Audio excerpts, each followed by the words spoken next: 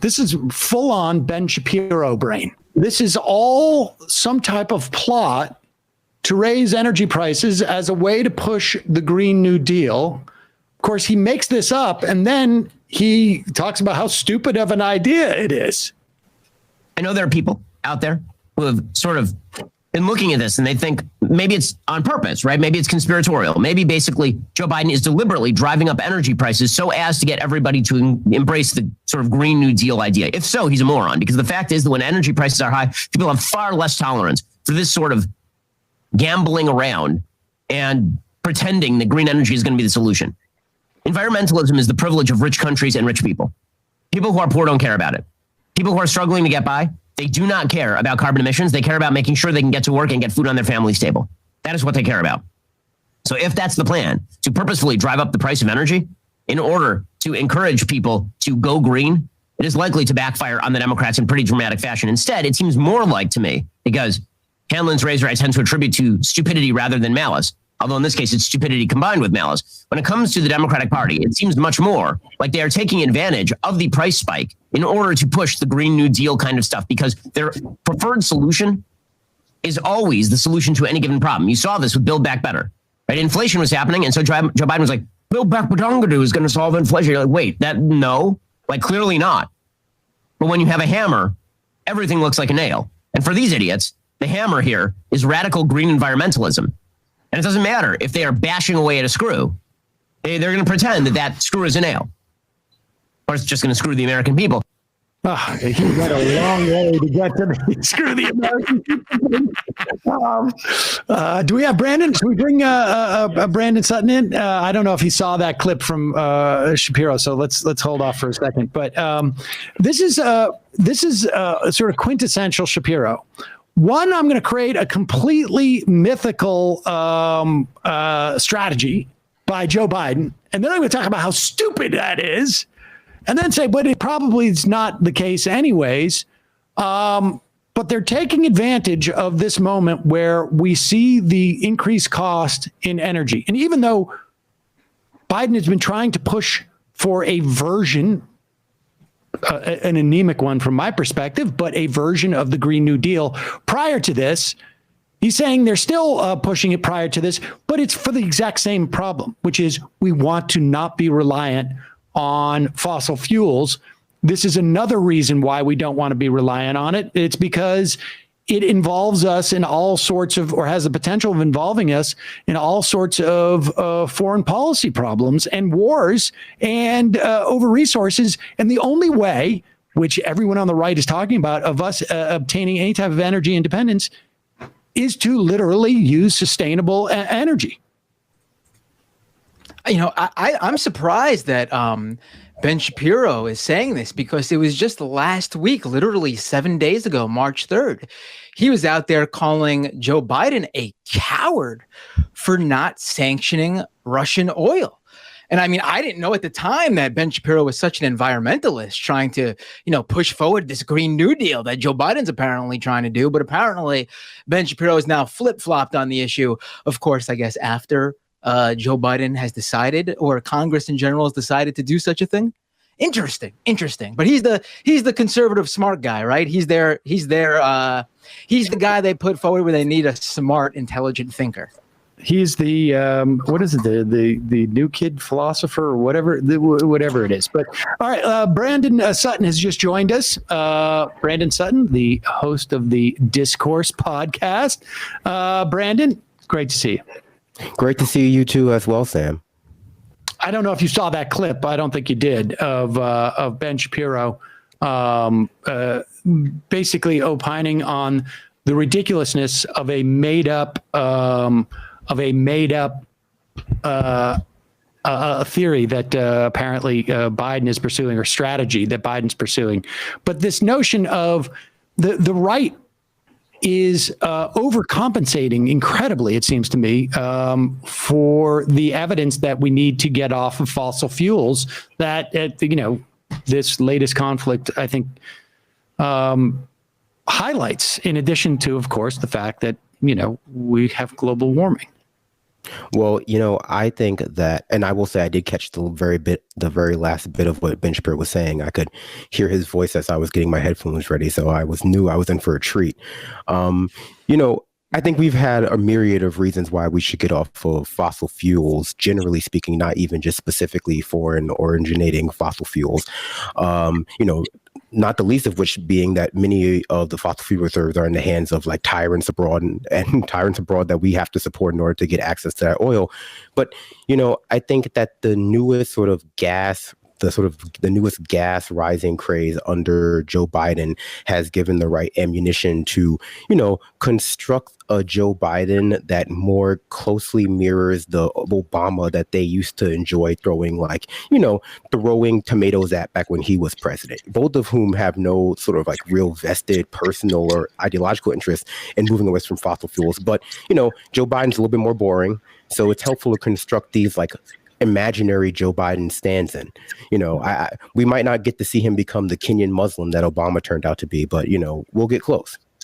They seem to have tried to, they seem to have abandoned, at least for the time being, that Kamala Harris is actually the puppet master.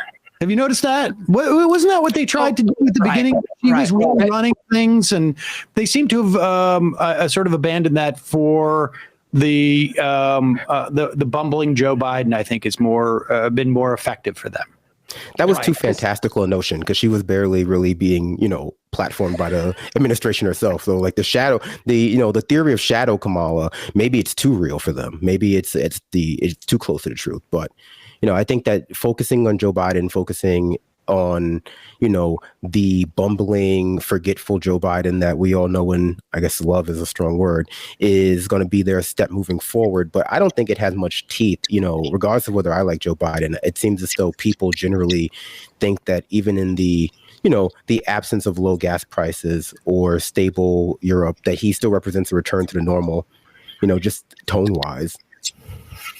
I can't wait to hear Ben Shapiro's response to the Biden administration reaching out to Venezuela, because that seems to go directly in conflict with what Ben Shapiro just said there. But I'm sure he'll go on and attack the Biden administration for daring to even try to fix our relations with Venezuela whatsoever, just so we get in that cheap shot without any sense of irony about what he just said today, March 9th.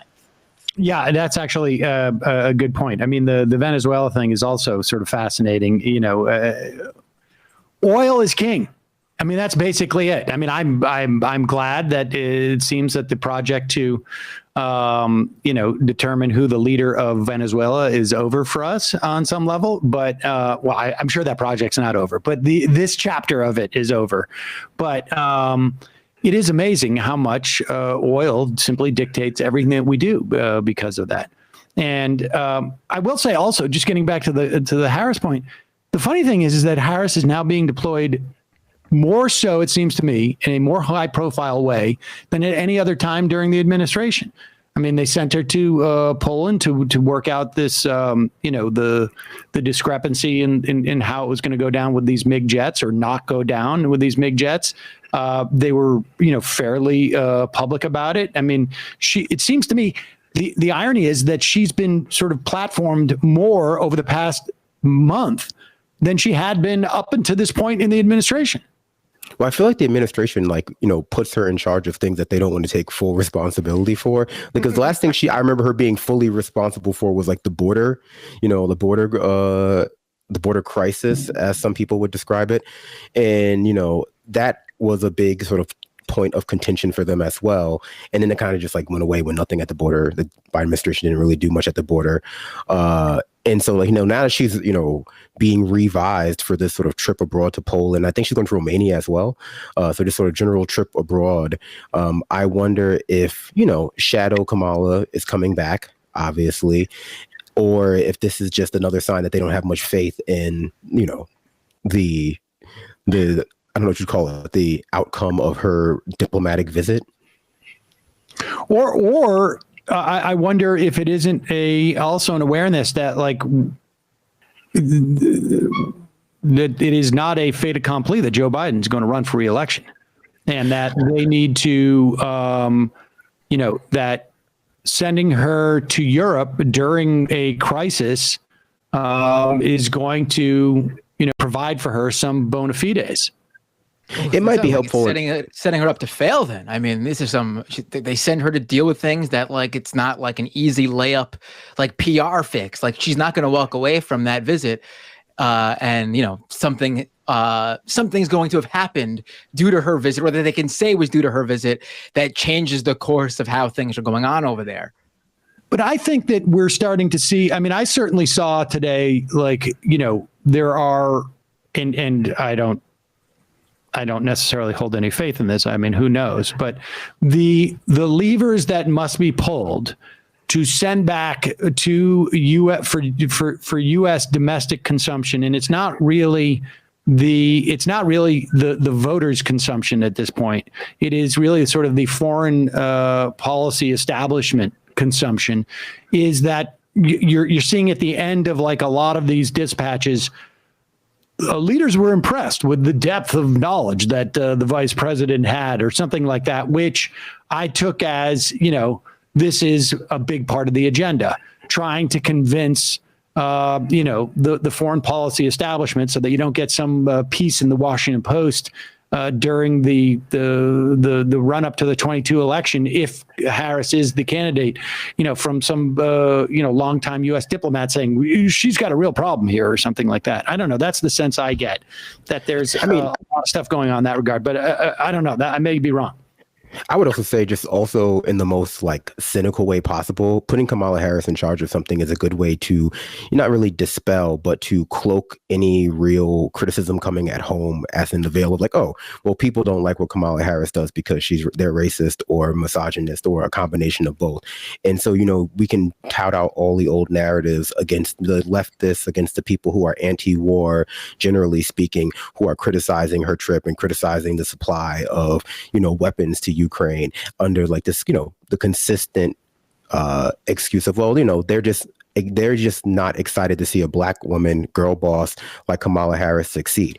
And the point of this is how she builds her bona fides is just fuel for that fire, because it's what do you expect Kamala Harris not to do? Do you expect her not to provide fighter jets to Ukraine as a way to build her resume for president? I guess you want a Republican to succeed then, so I think that there's that possibility. But Kamala Harris, I think, has still yet to find purchase in most people's minds as a viable candidate for president, despite all of the places she's been. I feel like they keep putting her in front of us and people are just not biting.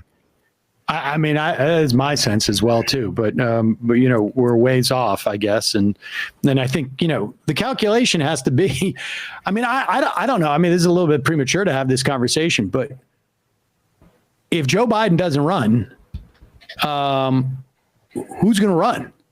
I mean, I think it's not like an obvious. This is not an obvious answer like it may have been over the past couple of years. Right. I mean, there's no obvious candidate. And so I think from the perspective of, at least the vice president's sort of political camp, it's got to be we just need to show up with something and then we're in the game. I think if you're looking for a candidate that's qualified, both due to their unique resumes / curriculum vitae, and who also has experience in Ukraine, we are remiss to not mention the obvious name, Hillary Clinton. And, I know a lot of people are saying it's impossible.